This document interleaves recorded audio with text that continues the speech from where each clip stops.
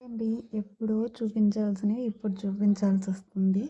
ఇప్పుడైతే ఈ చెట్టు మొత్తం కొలాప్స్ అయిపోయింది. అంటే పూర్తిగా కాలేదు.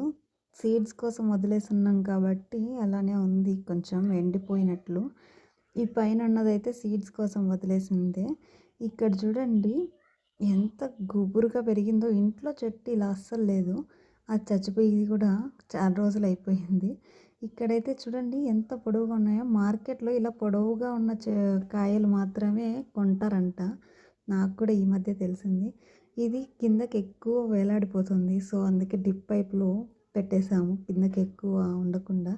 ఇది చూడండి లాస్ట్ ఈ సీజన్ ఎండ్ అయ్యేటప్పటికి కాయలు మొత్తం అలా సన్నగా అయిపోతున్నాయి. ఇలా ఎండిపోతున్నాయి.